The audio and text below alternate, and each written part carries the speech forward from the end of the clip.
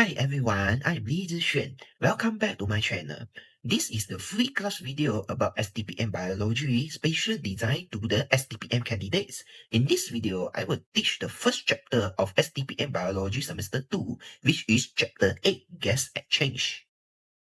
Now, let us see what you will learn based on the MPM syllabus that's stated in STPM Biology format. So there are three main topics that you need to learn. The first two topics are about the human. So when we talk about the gaseous exchange, of course, you need to learn about the lung, the respiratory structure, and also haemoglobin, transport of oxygen and carbon dioxide in blood, oxygen dissociation curve, and Bohr effect. Okay, and then the second one is the breathing cycle, and final topic is about the gaseous exchange in plants. In this lesson, I'll be using these figures to guide our explanation. If you've already purchased my notes, you'll find the full, detailed explanations written out there to follow along. If you'd like to get your own copy of these notes, feel free to contact me directly. Let us move on to the first topic, which is the human respiratory system. So we know that the main human respiratory organ is lung, right? Is lung. So actually, where is lung located? So normally, our lung is located in the thoracic duct, enclosed by the ridge and diaphragm. So we know that if you know the anatomy of the human, we know that the lung is located at the center of the body, right? Near the heart. So this is the diagram that you need to know, and also need to know the labeling. Of course, including the nose, including the trachea, lung, and also the alveolus. So this is the basic structure. I think is that you already learned from primary school, even until the Form 4, Form 5, biology also has learned. So this is a basic lung structure that you need to know. Okay, next we go through the respiratory tract. So this is a more larger diagram, larger figure that you can see. So in respiratory tract, we have can be classified into two categories, which are upper respiratory tract, which including our head part, which nose, and also our thorax. Thorax C. And also the lower respiratory tract, including trachea, bronchus, and also lungs. So normally, when we breathe, the air will flow into the nostrils, which our nose, and is filtered by hairs. So in our nose, there are many tiny hairs, right? Tiny hair, and this hair play the function to filter out any toxic substance, any unnecessary substance like dust. You know, like dust cannot enter into our mouth, our nose. Why? Because of this hair. This hair will filter on it, and it will humidify and sample as the air flow through nasal cavity. After that, the air in the nasal cavity will go through the pharynx and larynx that link to the auditory tube. So you can see this diagram is more clear. When the air is enter into the nasal cavity, the air will go through the larynx and also pharynx. So this is the basic respiratory tract structure that you need to know lah. Okay. No. Okay, so when we talk about more detail about the pharynx, so you can see here in this diagram. So where is pharynx located? When we talk about want to write about the essay, if in the essay question, maybe it come out explain the structure of respiratory tract in human. So you, of course, including pharynx and larynx. So how do you define pharynx and larynx? So normally pharynx is located near the esophagus, in the intersection part where the air and foods pass through. So it is actually, you can see in this diagram, pharynx is located at here, right?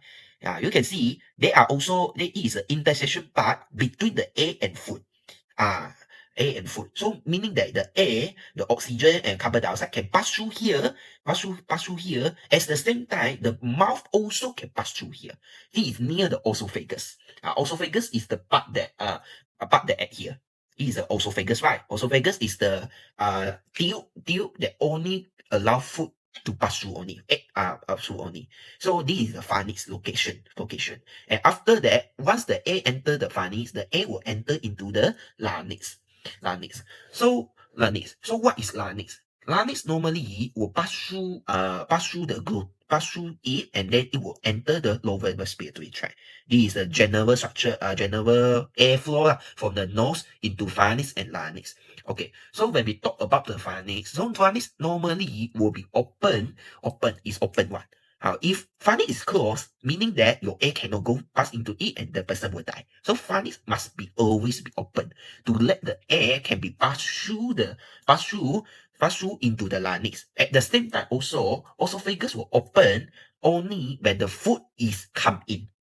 So there are 2 points, right? 2 points, right? Pharynx normally is always open one.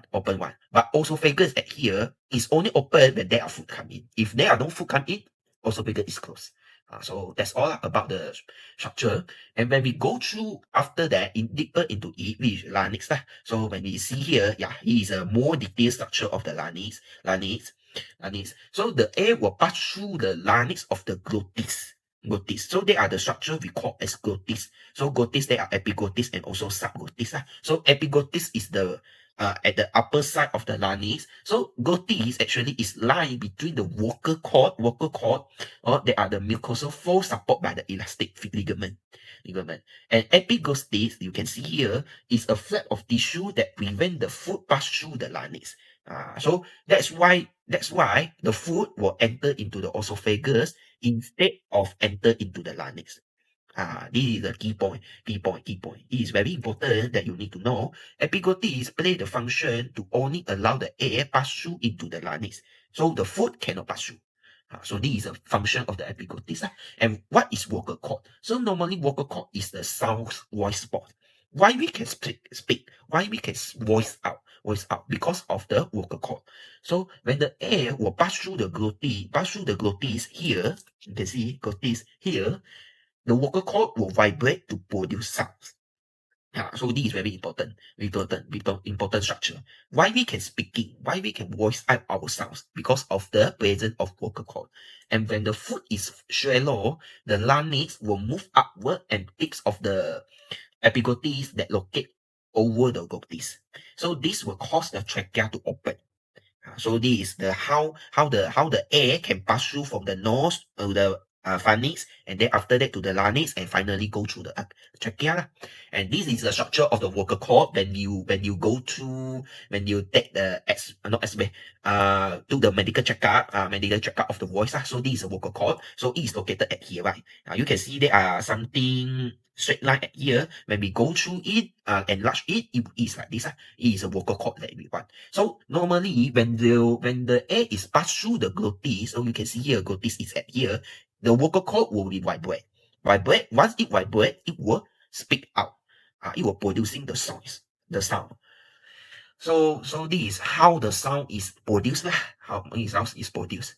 Okay, so now this is what we call as the open glottis and also closed glottis. So normally when the glottis is open, they have sounds. When the glottis is closed, there are no sounds. So this is a structure.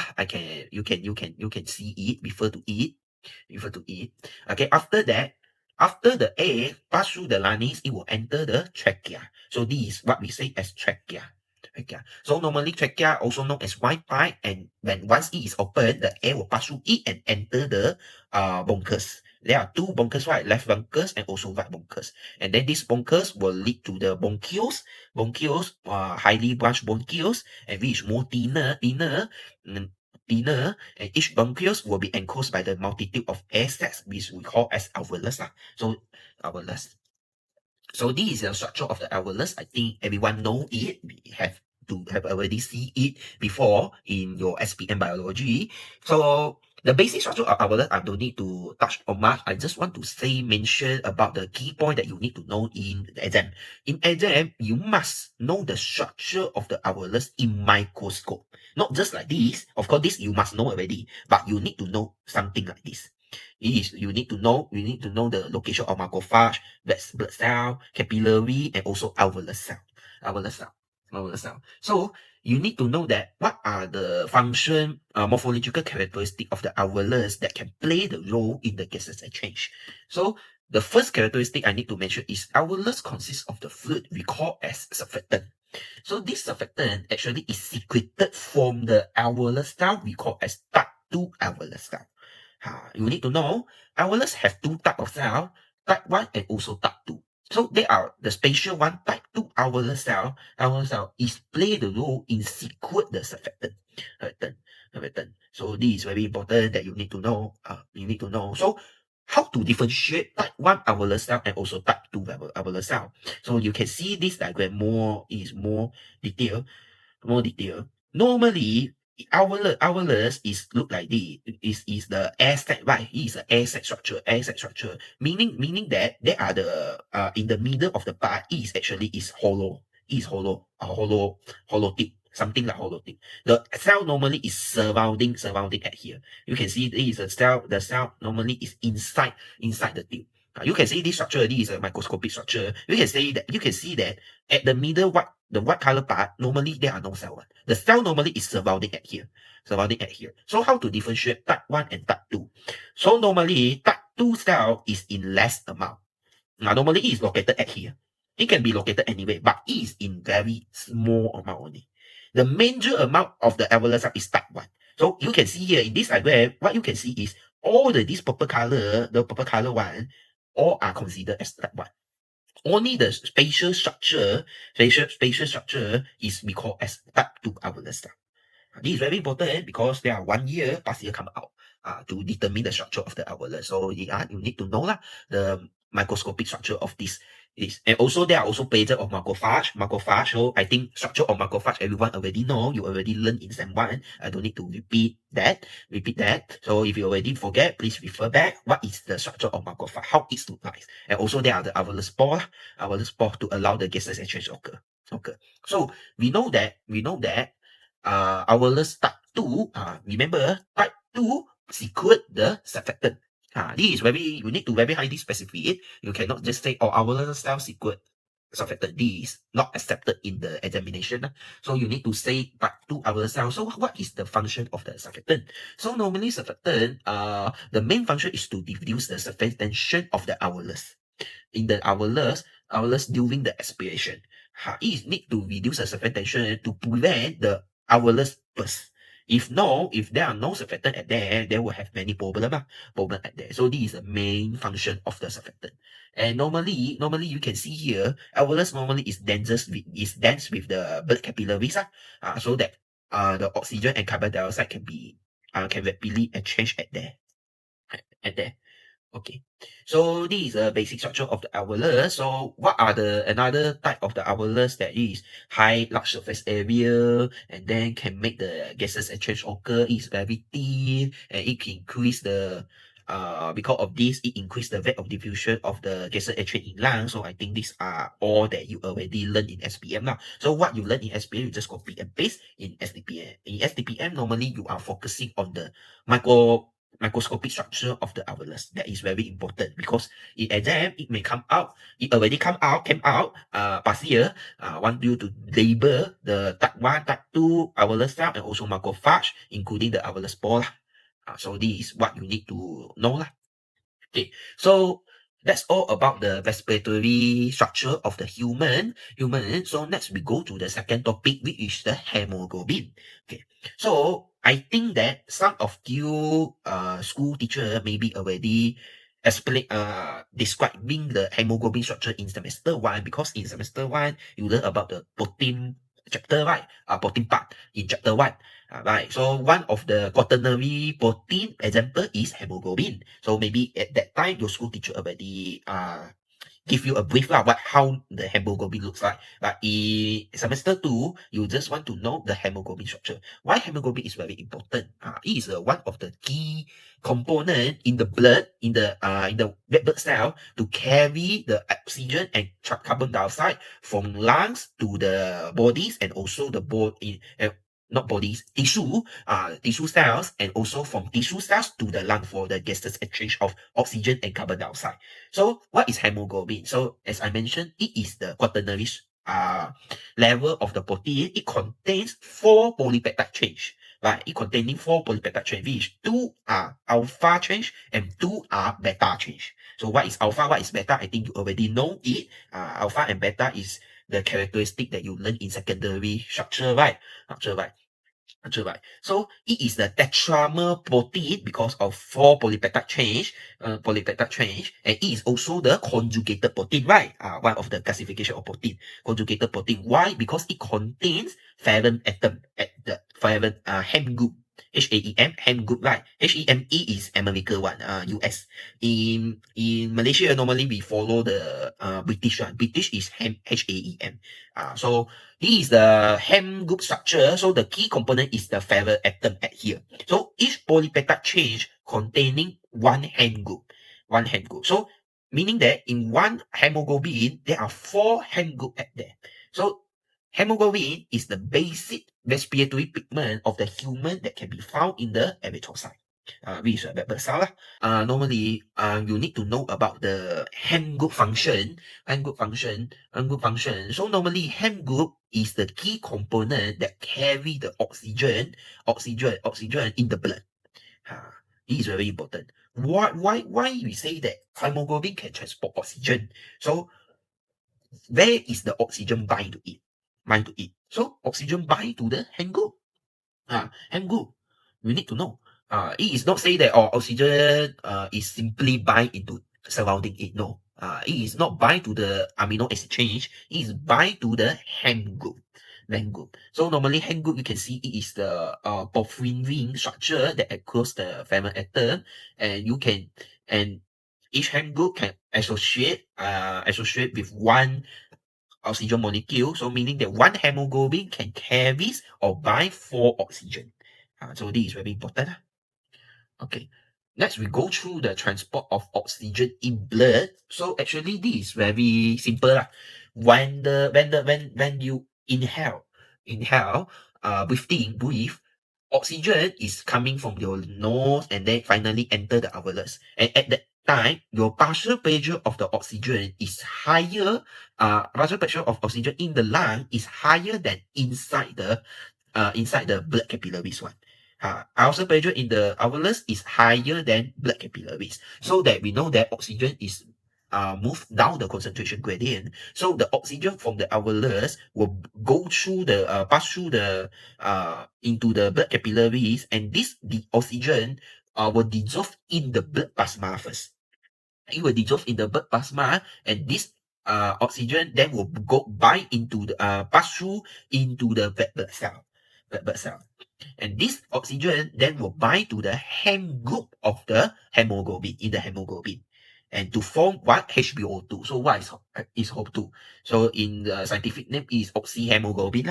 So this, once it is forming oxyhemoglobin, this red blood cell then will transport this oxygen from the from the lung part into the body tissue, into tissue region, cells region.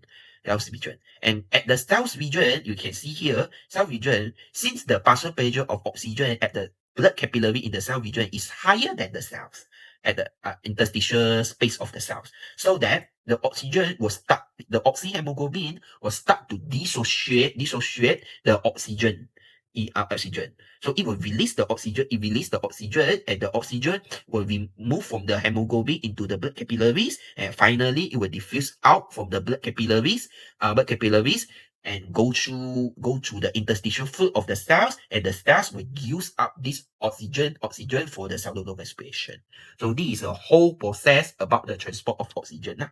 So the key point is that you need to mention the step one by one, and very specific in the location. First, you need to mention about the partial pressure. Partial pressure of oxygen between the alveolus and the blood capillaries in the lung is, which one is higher, which one is lower. You need to mention. And where is the oxygen move to? First, it will move from the alveolus into the blood capillary first.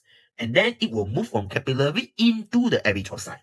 And then this oxygen will bind to the hem group of hemoglobin. You cannot say the oxygen bind to the hemoglobin. You will say like this, no marks, because it is bind to the hem group of the hemoglobin.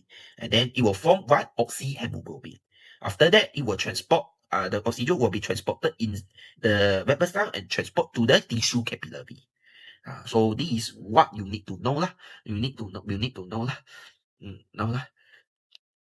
then, as I mentioned before, one hemoglobin can bind 4 oxygen, right? Oxygen, right? So normally there are the oxidation process when the oxygen is bind to the hemoglobin, and this is the oxygen process was trigger the structure of the hemoglobin make it is more easily bind when there are other oxygen bind to it. So this is the 3D structure of the diagram. So you can see that the hemoglobin, the polypeptide change of the each hemoglobin, when they bind to the oxygen, once they are one of the chain bind to the oxygen, it will change the structure of the hemoglobin, make it the other polypeptide change easily bind to the oxygen. Bind to the oxygen. So this will increase the affinity of the oxygen of the hemoglobin toward the oxygen. So this is a fact that you need to know about the transport of oxygen in blood. Okay. So next we go through the transport of carbon dioxide in blood. Okay, so in SPM, I think you also learned about it, right? There are three main locations, right? That the carbon dioxide can be transported in blood. First location is in using blood plasma. Carbon dioxide transport in the blood plasma, and carbon dioxide transported in hemoglobin, directly bind to the hemoglobin. And another one is by bicarbonate ion. Okay, so we will go through it one by one. So this is an overall process. So in the in the tissue capillaries region, we know that the partial pressure of the carbon dioxide is higher. So that the carbon dioxide will be diffused out from the blood capillaries into in not blood capillary, will be the partial pressure of carbon dioxide in the tissue region is higher, so that the carbon dioxide concentration is higher, so that the carbon dioxide will diffuse from the tissue region into the blood capillaries of the tissue region, near the tissue. So as I mentioned, once the carbon dioxide enter the blood capillaries, 10% normally is about 10%. This one actually you don't need to memorize 10%, 30%. Some of the books say only 5% only, and some of the book even say only 4%. So actually this one you don't need to memorize, but you need to know that it is a least pathway. So it is a least pathway that the carbon dioxide will be transported using the blood plasma. So it is directly inside the blood plasma and directly transported from the tissue region into the lung. Another two region, it will enter the red blood cell. So when each one will enter the red blood cell, as I mentioned, they are either it bind to the hemoglobin, either it will form bicarbonate ion. Okay, so the most pathway that the carbon dioxide be transported is bicarbonate ion.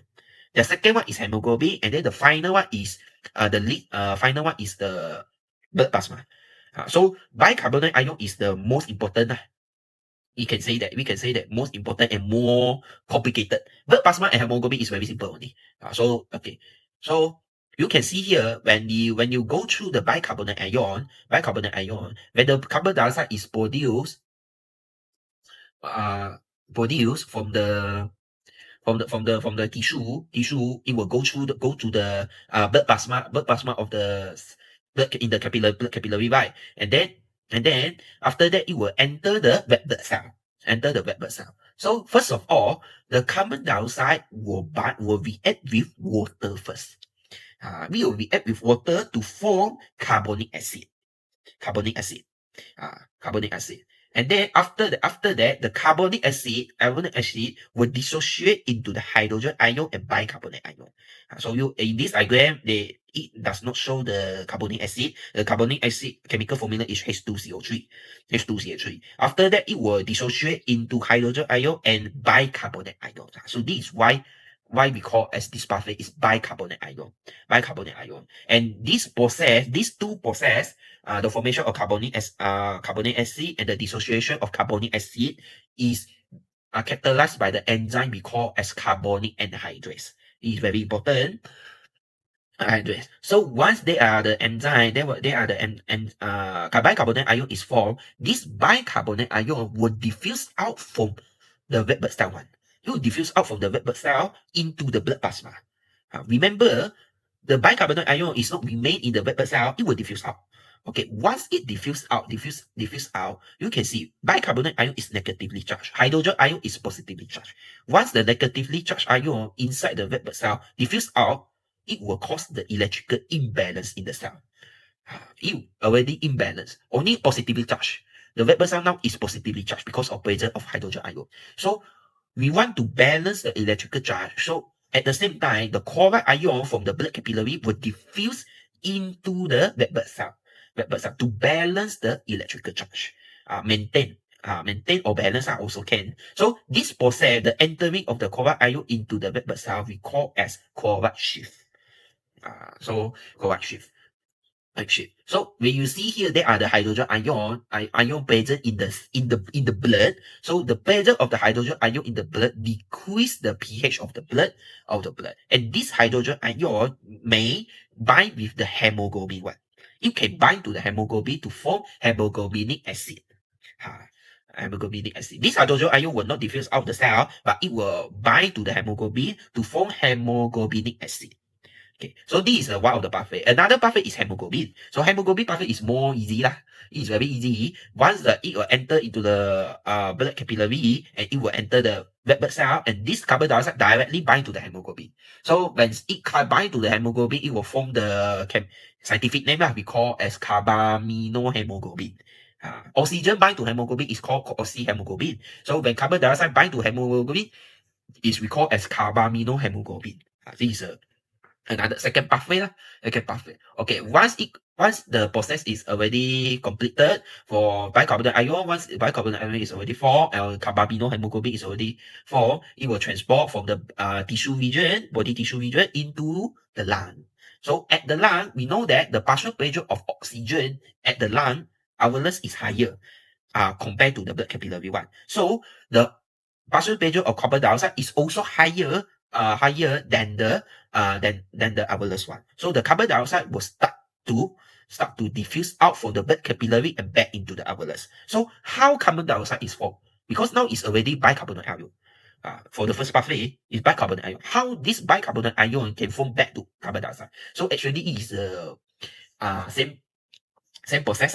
It is a reversible reaction. So the bicarbonate ion will start to diffuse back into the red blood cell. And once the carbonate ion diffuse back, the chloride ion at the same time will diffuse out from the red blood cell to maintain the electrical balance. If not, chloride ion still maintain at there, the red blood cell will become negatively charged. And at the same time, the hemoglobinic acid that already formed at here for the hydrogen ion will be dissociated into form again the hydrogen ion.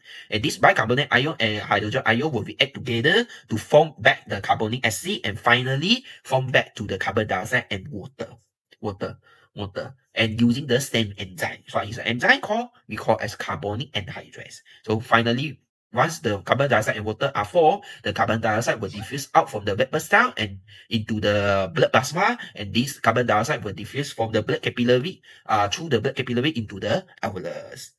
So same as the pathway, the second pathway for the carbaminohemoglobin one. So the carbaminohemoglobin will be dissociate back into the carbon dioxide and hemoglobin, and then the carbon dioxide will back into the alveolus. So it is very simple. The second pathway is very simple. Just carbon dioxide enter the blood, and then it will enter the red blood cell, and then bind to the hemoglobin, and this it will transported into the lung, and the carbaminohemoglobin will dissociate into the hemoglobin, also carbon dioxide, and this carbon dioxide diffuse out, and then carbon dioxide enter back into the alveolus. So very simple, that one. So the last one is pathway is the blood plasma, right? So the blood plasma is just very easy because it just dissolve in the blood plasma. So there are no any chemical reaction. Just transport at there, just stay at the blood plasma, and then it will directly go through the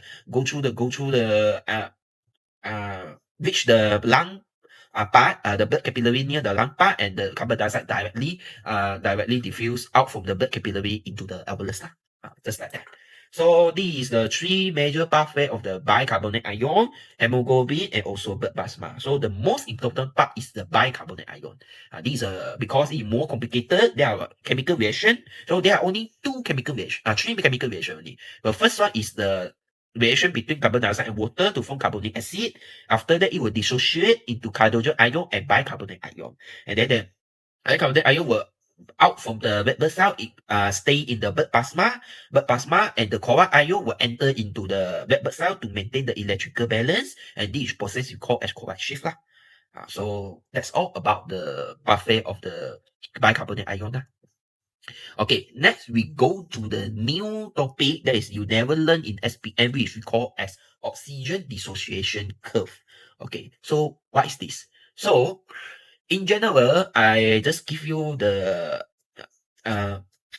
basic view that there are three major types of the hemoglobin oxygen dissociation curve that you need to learn. There is three types lah. The maternal hemoglobin including the adult hemoglobin lah, which like us, adult hemoglobin, normal person, and fetal hemoglobin, and also the fetal hemoglobin, which is the fetus part. Not baby. You need to include, not it is not a baby, fetus is still during the pregnancy. In the pregnancy, the hemoglobin, the fetus hemoglobin and the hemoglobin like us is different in structure. And there are also the new terms that you need to learn is about the myoglobin. So normally, what does this oxygen dissociation curve tells you? Is the actually you see the curve, the x-axis normally is partial pressure of the oxygen. Partial pressure of the oxygen, and then this y-axis is the oxygen saturation percentage. Meaning that you need to know when the oxygen partial pressure increase, what is happening toward that hemoglobin bind to the oxygen saturation. So meaning that when the oxygen saturation percentage is very high, meaning that hemoglobin or myoglobin is highly bind to it. When it go through the 100%, meaning that the hemoglobin is already fully bind with the binding with the oxygen. They cannot increase any oxygen anymore. These what are the basic image that what to tell you. So first of all, we of course learn the normal first. So this is a normal part of the adult hemoglobin like us, oxygen dissociation curve of hemoglobin. So what is actually tell you? So it is actually tell you the relationship between the partial pressure of the oxygen and also percentage of saturation of hemoglobin or hemoglobin. So when you see this diagram, you can see this diagram. When the oxygen concentration increase, what you see in this diagram? So it is actually progressively increase in the percentage of the hemoglobin that is combined with oxygen. Meaning that when you increase the oxygen concentration, the hemoglobin that bind to the number of hemoglobin that bind to the oxygen also increase one. Also increase at the beginning point. And you can see this curve, the curve of the shape of this curve is we call as sigmoid curve. Sigmoid curve. So what does this curve tells you? This shape indicate that binding of the first oxygen facilitate the binding of the second, third, and fourth oxygen into the hemoglobin. So we know that in hemoglobin, one hemoglobin can bind 4 oxygen, right? This what already tell you. And we know that when the first polypeptide change, the hemoglobin, the hand group of the hemoglobin bind to the oxygen, it will change the structure and make it easily. So this is what represent a sigmoid curve. Okay. So this binding behavior will refer to as the competitive binding because the binding reaction at the individual site in each hemoglobin molecule are not independent in one each other. So it is actually not independent, not independent, meaning that it is depending, right? Not independent means they are depend to each other one.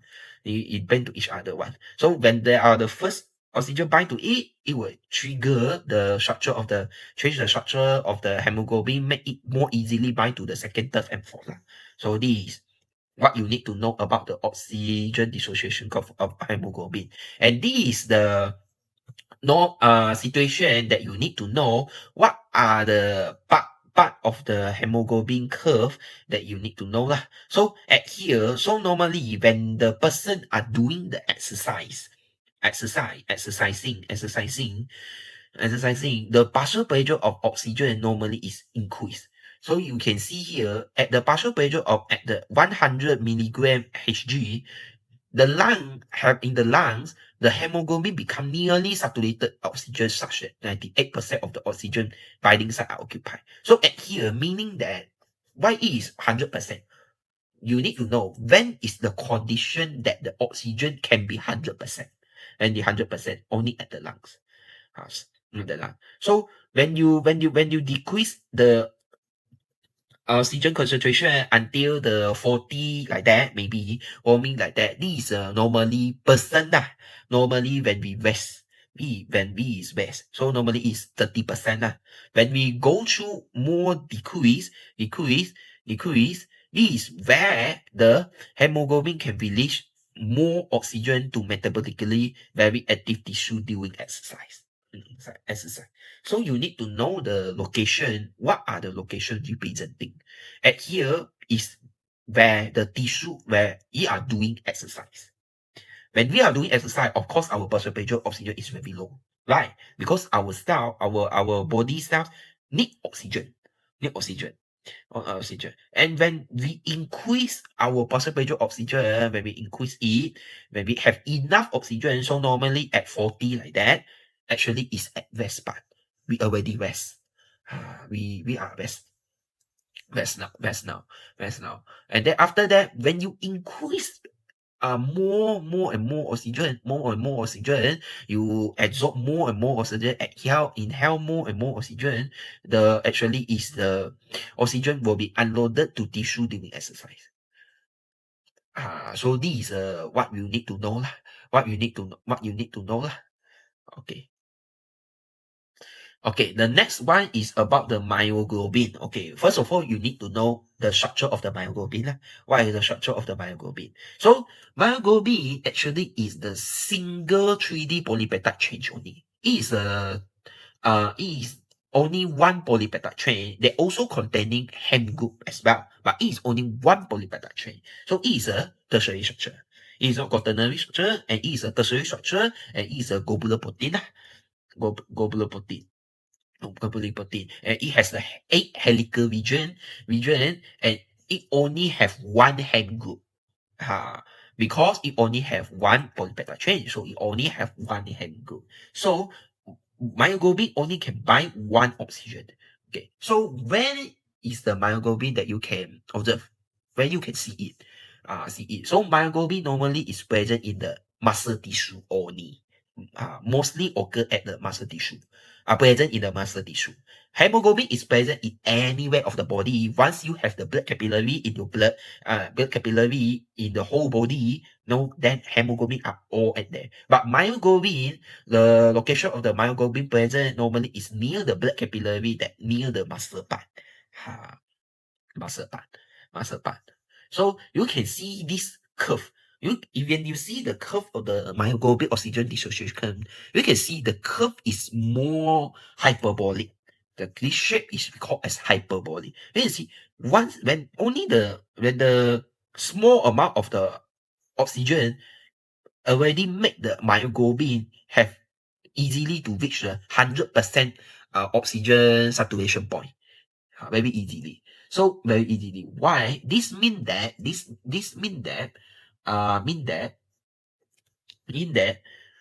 myoglobin is more affinity toward the oxygen compared to the hemoglobin, because it's very easy. You want to bind, when we compare to myoglobin and hemoglobin, the binding affinity of oxygen between them, myoglobin is more easily bind to the oxygen compared to hemoglobin, because it is very easy to reach the saturation point. So this is what we call what of the major differences between myoglobin and hemoglobin. Why myoglobin is more easily, one of the reason is the hem group, because there are only one hem group in one hemoglobin. So you want to bind myoglobin is more easily compared to hemoglobin. Okay, next one is about the factor hemoglobin. Okay, factor hemoglobin, as I mentioned, is the hemoglobin that present in the fetus during the pregnancy. So what are the differences between the mothers and factor one? So fetus. So you can see here the fetus hemoglobin actually show the curve shape same as the normal hemoglobin like us, but it is shift to the left compared to matter part. Meaning that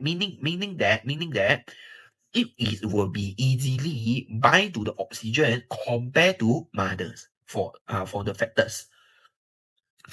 So the factors hemoglobin have the different structure compared to us. It has 2 alpha change and 2 gamma change. This is the key differences. In our side, we have 2 alpha, 2 beta, but this one is 2 gamma. Instead of beta, it has 2 gamma. But gamma. So what are the differences between it? So meaning that it will bind less strongly toward the BPG, we call as 2,3 biphosphoreglycerate. So what is 2,3 biphosphoreglycerate? Please refer back the topic of the semester 1. You already learned it, so I don't have to explain more and more about that. You can refer back what is a BP 2,3 biphosphoreglycerate.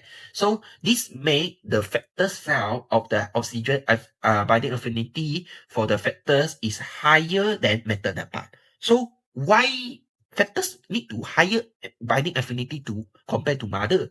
So that the mother can release the oxygen easily to the factors. So this one is the balance. If the factors and mothers have the same affinity to bind it, meaning that if my mothers want to release the oxygen is very difficult. Compared to the factors one. Because of course we know that maternal part, all the condition is very higher compared to factors. The partial pressure of oxygen, the partial pressure of carbon dioxide of the maternals, of course, are higher than factors one. So because of this, so they change the structure of the hemoglobin in factors is different from maternal part, so that it can have the higher affinity for the factor hemoglobin compared to maternal hemoglobin. So this allow the efficient transfer of oxygen from the mother to the factors. So it is very important, important structure. Okay. Next, we go through the Bohr effect. Okay, so this Bohr effect, normally we only talk about the hemoglobin of the normal hemoglobin of hemoglobin. So this actually is, you need to know the effect of the concentration of the carbon dioxide can change the oxygen binding affinity of the hemoglobin one. So the definition of Bohr effect is a regulation of oxygen binding by hydrogen ion or change of pH and carbon dioxide. Okay, what does this mean? So Bohr effect will only happen when the partial pressure of carbon dioxide increase. Why? Why you say that when it increase, it will have Bohr effect? So you can see here, this is the normal situation, of the oxygen dissociation curve of hemoglobin. But when their partial pressure of carbon dioxide increase, the curve will shift to the right. You can see here, it will shift to the right. So what does this mean? So you need to know what is happening when partial pressure of carbon dioxide increase. What is happening? When it increase, meaning that what happened? We kept the transport of carbon dioxide in blood, especially bicarbonate ion pathway, because it is a major pathway that carbon dioxide be transported, right? So when there are the carbon dioxide increase, meaning that the person is to have the metabolic activity is higher. So that the cells release more and more carbon dioxide. So when there are more carbon dioxide in the cells, meaning that the chemical reaction of the carbon dioxide in bicarbonate ion is increasing. So there are more and more hydrogen ion released, right? In bicarbonate ion, there are also the side product we call as hydrogen ion. The pressure of hydrogen ion will decrease the pH, right? So when it decrease the pH value level, meaning that higher pH decrease the pH level, meaning that the affinity of the oxygen toward the hemoglobin will decrease. Is it correct? Right. So that in the lung part, I use this more easily. When there are many carbon dioxide released inside the cell, meaning that more hydrogen ion and more carbonate ion are formed, right? Especially hydrogen ion. When there are many hydrogen ion formed, meaning that the blood pH reduce. Right. Once the blood pH reduce, the hemoglobin now actually is have low affinity toward the oxygen. It is high low toward the oxygen. So that the hemoglobin will release the oxygen to the cell tissues. We need to know oxygen is transported from lung into the cell, and oxygen is transported at there. Is transported in the form of oxyhemoglobin. Once it enters the oxyhemoglobin, how the oxygen is released? Do you think about that? How the oxygen is released? Is it only just the partial pressure of oxygen is higher? No, oxygen is not at the does not exist in the blood plasma. It is in the form of oxyhemoglobin. So when you need to release the oxygen for the oxyhemoglobin, you need to have a Bohr effect first. So Bohr effect. So when is the Bohr effect occur? When the pH is reduced. Carbon dioxide increase so that it will release the oxygen from the oxyhemoglobin, and this oxygen will be used by the cell tissues. So that's why you can see here the Bohr effect shift the curve to the right.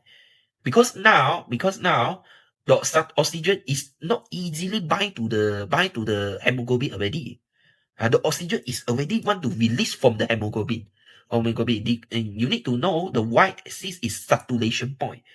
When it shift to the right, meaning that you want to reach this saturation point is very difficult already. Even at the same amount already. Meaning that you will see in normal situation,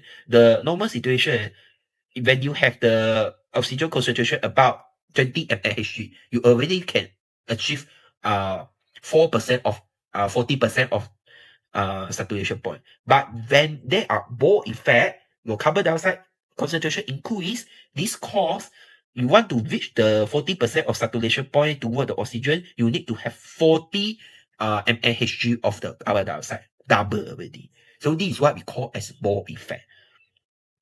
So what is the Bohr effect at the lung? At the tissue, the pH will be decreased due to the production of hydrogen ion. The hemoglobin will release the oxygen. So this oxygen will be used by the cell tissue, and the hemoglobin will start to bind hydrogen ion. Because the hemoglobin already free, either it can bind to hydrogen ion, or it bind to the oxygen, carbon dioxide lah, one of the pathway lah. But normally it will bind to the hydrogen ion lah. Okay, at lung, what happened in lung?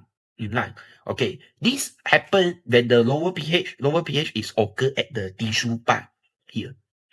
Tissue part. When it go to the lung, the pH start to increase already, right?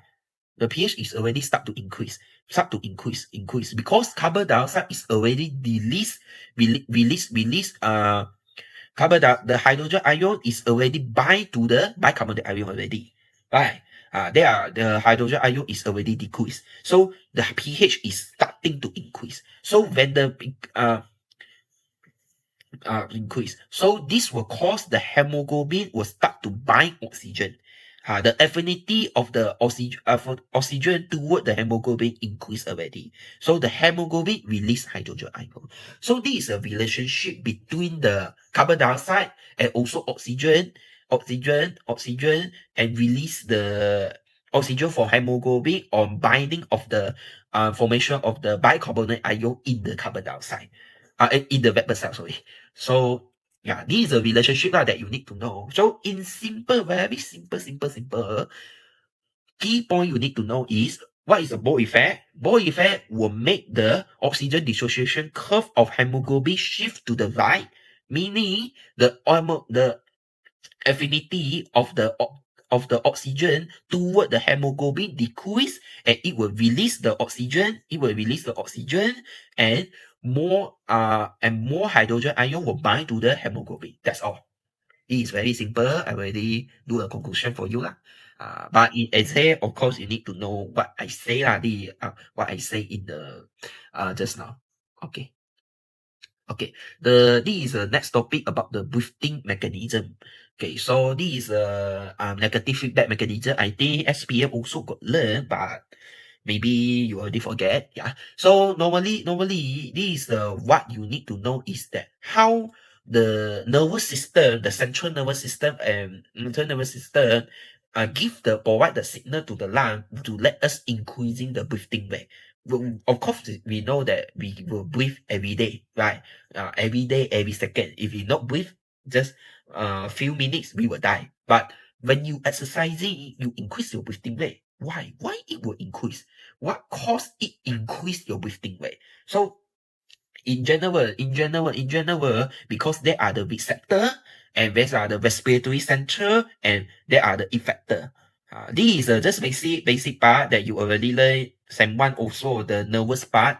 We know that we have sensory neuron, interneuron, and effector neuron, right? And you already learned in SPA as well that in in the nervous system, we have receptor that detect the changes, and then after that, we go through the brain, and the brain was process this information and release the signal to the effector and either what the effector do lah. So basically this is what talking about lah.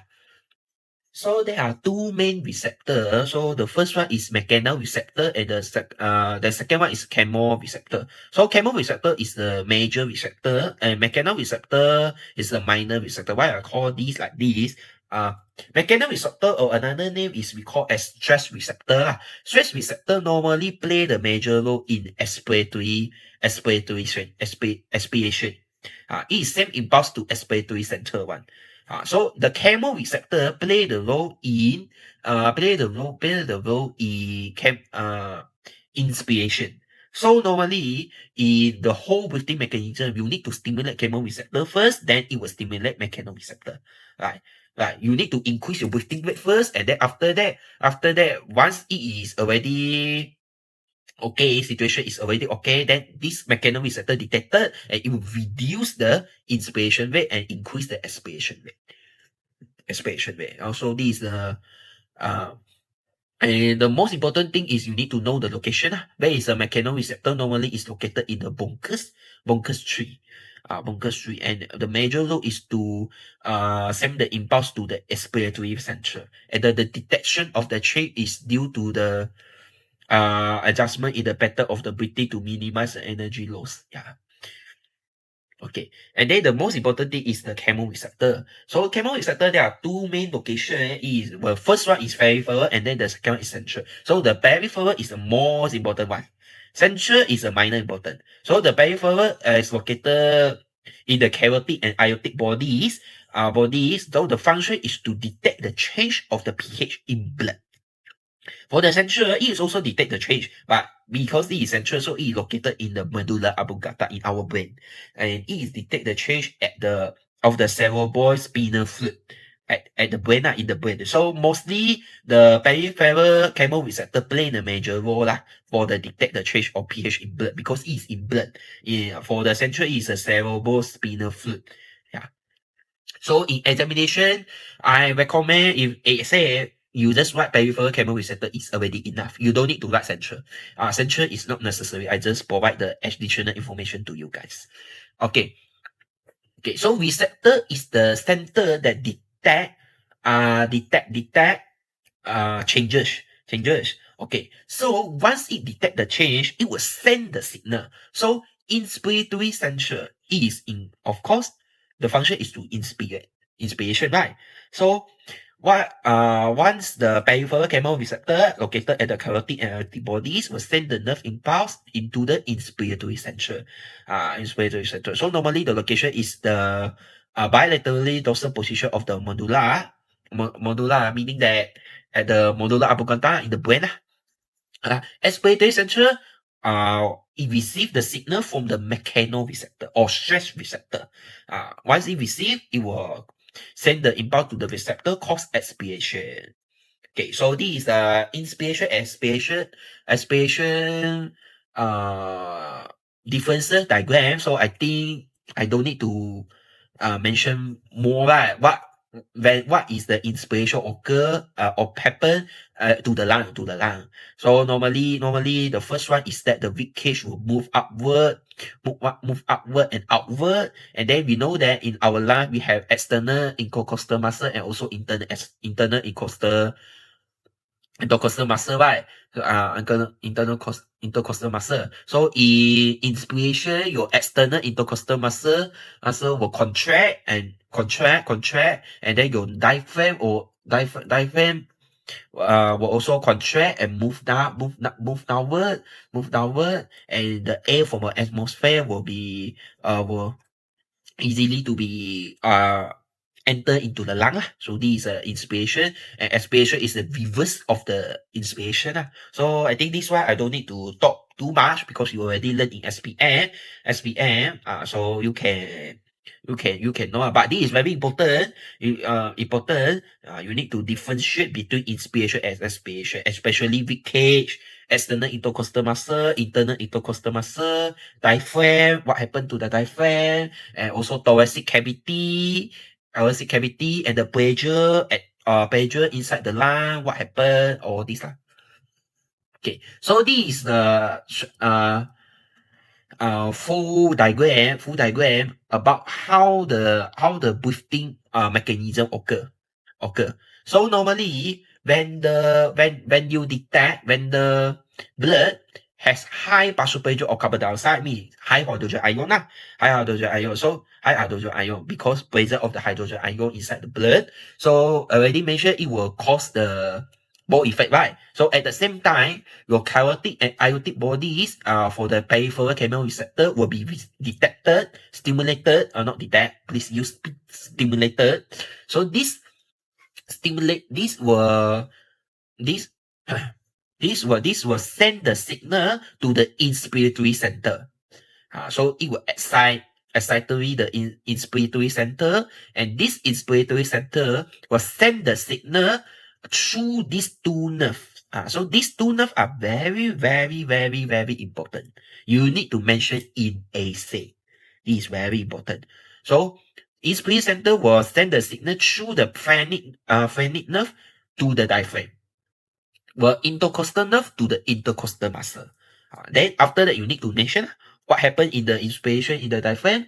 So in inspiration, the diaphragm is contract, become flattened and move downward. And then the intercostal muscle, what is the external intercostal muscle happen? External intercostal muscle contract, internal intercostal muscle relax. And this will increase the ventilation, breathing rate lah. Okay, once it increase the breathing rate, of course, in human, we cannot always at the high breathing rate one. So when there are ventilation increase for a time, the stretch receptor, or we call as mechanoreceptor, will start to stimulated. In the stretch receptor is located in the bronchial tree, will start to stimulate and send the impulse to the expiratory center. So it will send the both impulse to expiratory and inspiratory center, but for inspiratory center, it inhibit it stop the inspiratory center to send the signal again, but it will send to the expiratory signal and send the signal to the so it will send to the signal to the expiratory center, so it will inhibit the stimulation of inspiratory center. So when the inspiratory center is already inhibited, so there are no signal strength through these two nerves. So of course expiration occur. So please remember that expiratory center will not send the nerve impulse to this diaphragm and intercostal muscle one for the reverse reaction. No. Some candidates say, oh, okay, so it sent to the expiratory center, so expiratory center send the signal through the phrenic nerve, intercostal nerve, make diaphragm, blah, blah, blah. No. In expiratory center, main function is to inhibit the stimulation of inspiratory center so that there are no signals sent through these two nerves and no reaction. So the effect is that reverse. So in inspiration, diaphragm is contract, right? So in expiratory center, so since no signal, it will be less. And intercostal muscle, internal and external, you need to change. So that's all about the breathing mechanism. It's very easy, not too hard. Yeah. Okay. Next is about the lung volume. Okay, so actually this topic is very easy. It is more focusing on the calculation topic, and generally mostly will come out in objective question. One question at least for this chapter. When it come out, actually it's very luckily to you lah, because it is just it will normally will cut out this diagram. This diagram is we call as spirogram, and then based on this spirogram, you need to calculate the lung volume lah, the lung volume. So there are actually many category you can see here. 1, 2, 3, 4, 5, 6, 7, 8, 9, 10. Yeah. So you need to know. So every terms you need to know now. So what is the spirogram present about? So this is the lung, our lung volume. So normally you can see this yellow color. This is the tidal volume. So tidal volume, what it means? It is the normal breathing. When we normal breathing, our lung volume just like this only. Increase, decrease, just normal. Normal only. But when we do exercise, meaning that we will increase our lung volume very high. Very high. So this orange color part is the inspiratory reserve volume. Reserve volume. Meaning that when we inhale, the volume of air can be forcefully inhaled. Meaning that you suddenly inhale the air in a short time. You suddenly inhale the air in the short time, meaning that your lung volume will become bigger. Suddenly become bigger. So this suddenly become bigger. So this is what we call as inspiratory reserve volume. So like this. So at the upper part, all this upper part is inspiratory reserve volume. Upper the tidal volume. And then the lower part, so you can see the lower part, there are two regions. This green region is we call as expiratory reserve volume. Meaning that we reduce the lung volume suddenly. So in scientific definition is the additional volume of air that can be forcefully exhaled after a tidal volume exhalation. Meaning that you exhale many air more than tidal volume. In normally, you just release about 1,000, but now you release about more than 1,000. You already release 2,000, like that. So this we call as expiratory reserve volume. And then beyond the expiratory reserve volume, we have residual volume. So this is the volume that always remain in the lung that cannot be exhaled even after a maximum exhalation. This one we cannot decrease anymore. Meaning that this is a minimum size of the lung. Meaning like this, meaning that the size of the lung is about 1,100, like that. Even you already empty all the air into the lung, your lung size cannot already decrease. Your lung volume cannot decrease anymore. Your lung volume maybe is 1,200, like that. So this is 4. And then there are also the these. So inspiratory capacity, vital capacity, total lung capacity. You need to know lah. You need to know inspiration capacity, meaning that it is including the combination of the tidal volume and inspiratory reserve volume. These two. So in examination, you need to know when it want you to calculate inspiratory capacity, meaning you know, or you need to add these two. And functional residual capacity is these two: expiratory reserve volume and also residual volume. And vital capacity is the part of your lung volume can change one. You can change the volume, the lung volume size. So including these three. And the total lung capacity, you already say total, meaning that all, the whole lung. So normally this one, total lung capacity, the examination normally will not ask you to calculate one. Because it's very easy. I already tell you. You just directly see the maximum number, or maximum number is 6,000, or just 6,000. Like this.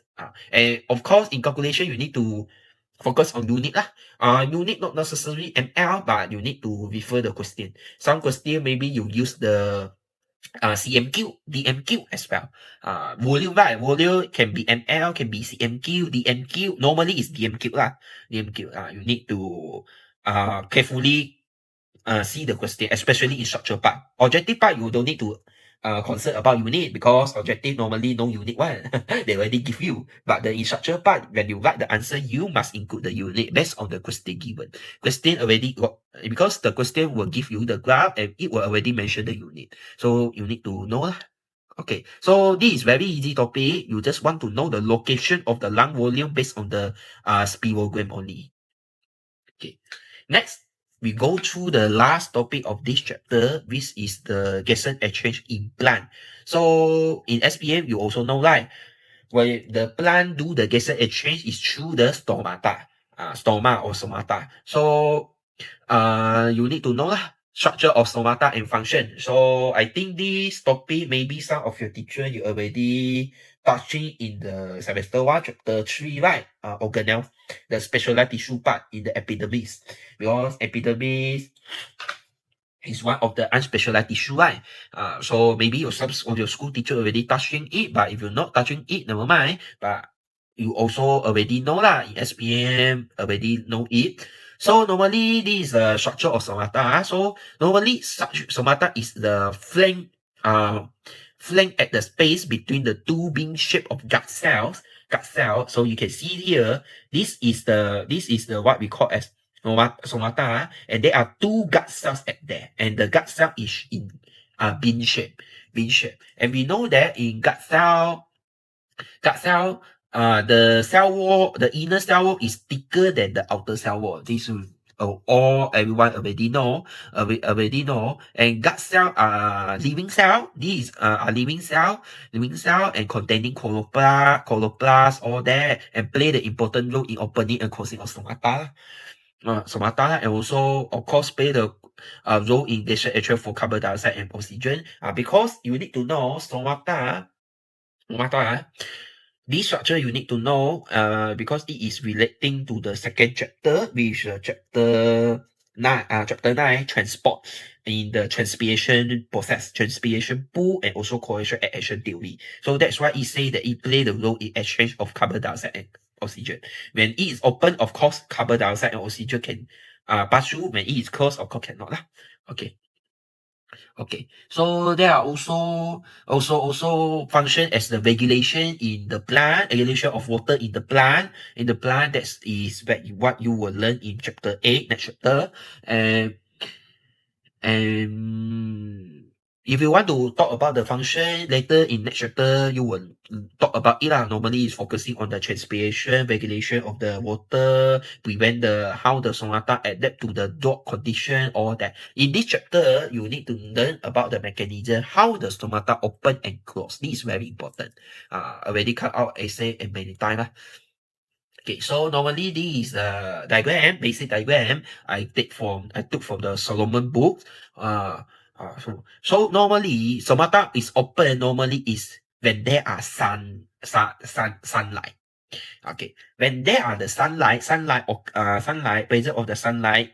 So the blue light will activate the bottom pump.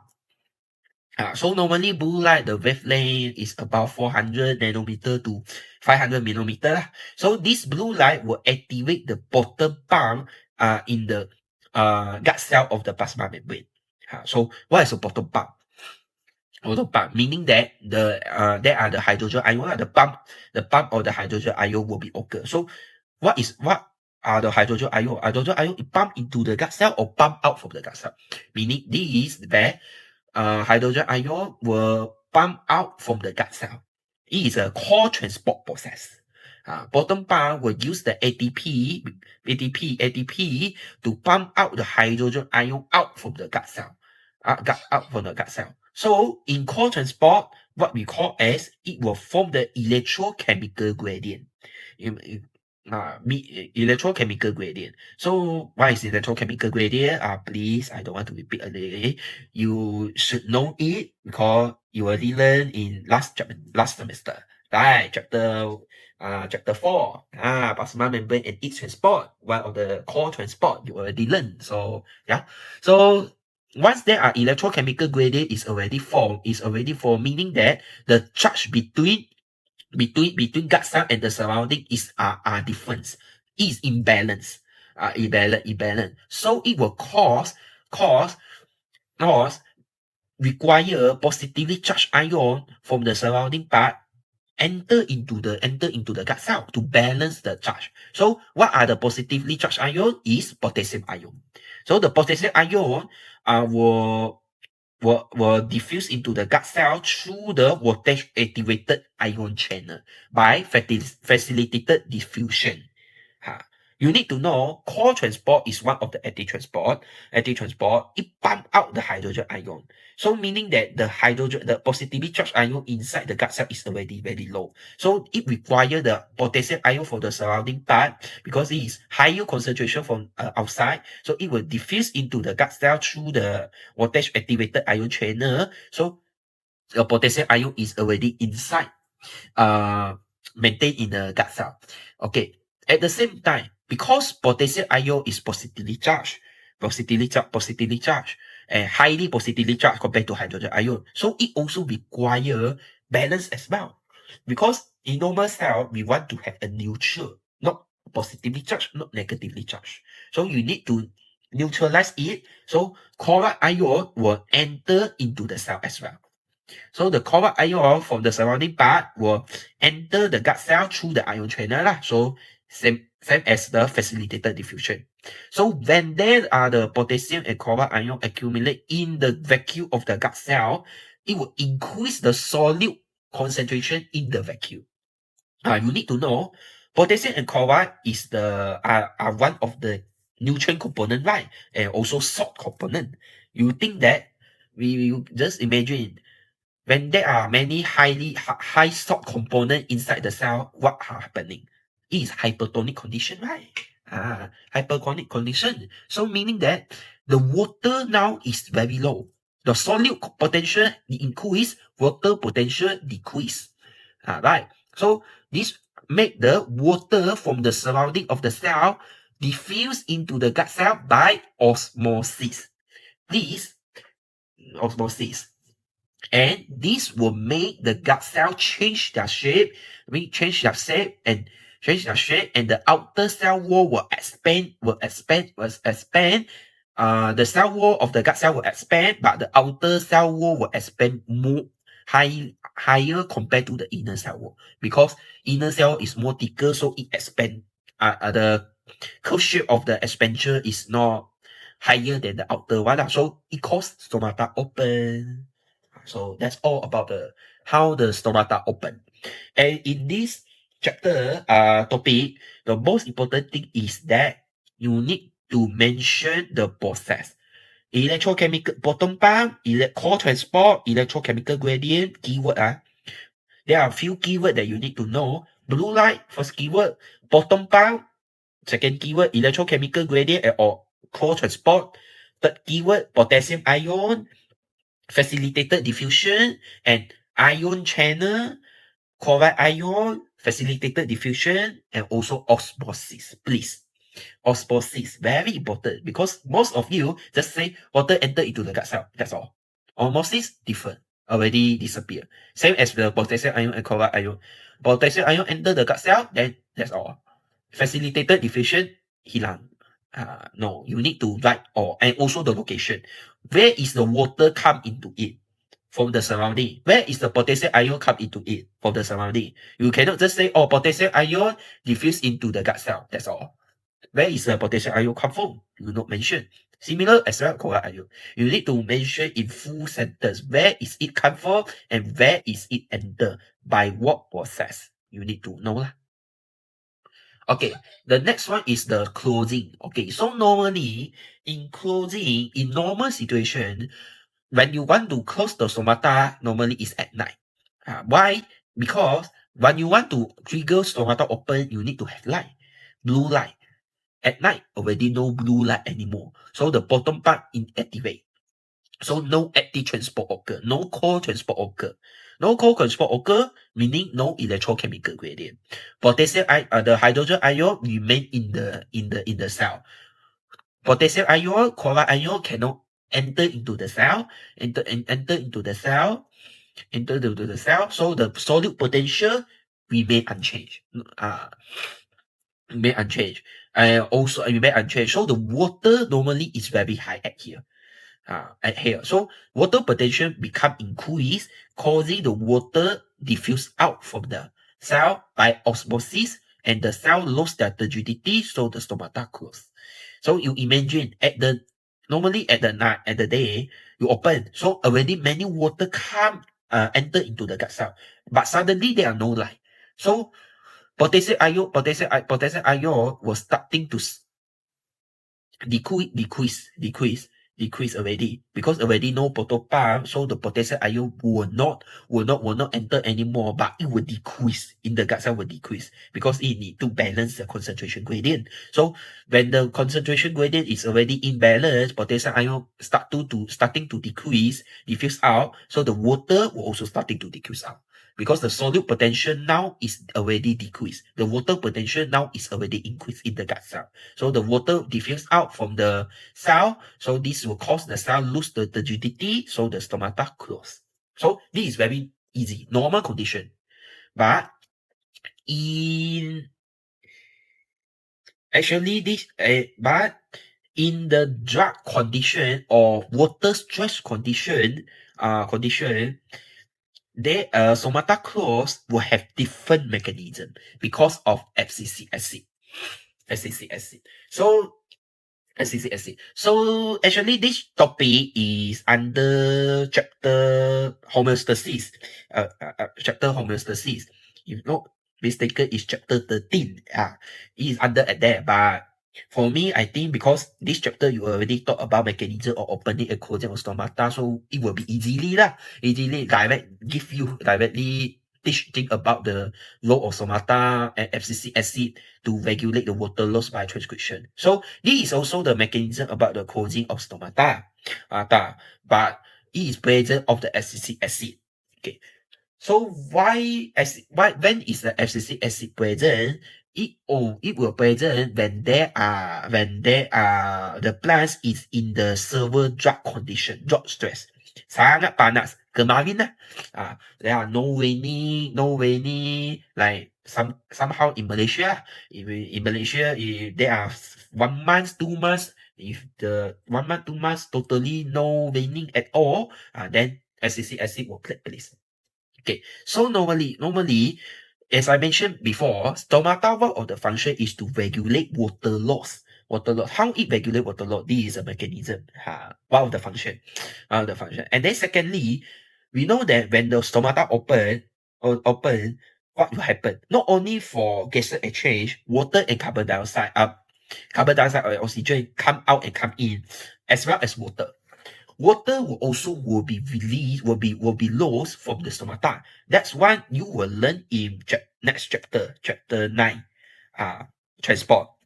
Okay, so you just want to, for now, maybe you already blur, don't need to worry. Maybe you can close this video once you learn already next chapter, then you open back this video. It's more easy. But for now, I just want to let you know that in this topic, because in the water stress condition, due to the drought stress, no water anymore, the water is very limited, so the plant need to keep the water. Because you need to know, plant like human one also need water. Human also need water, and plant also need water, and plant need very higher amount of water. So it cannot lose the water like the hot sunny day, just open the stomata and all the water is lost. Cannot. If like that, the plant will die. So the plant have their own mechanism to regulate this water loss. So how it regulate? So first of all,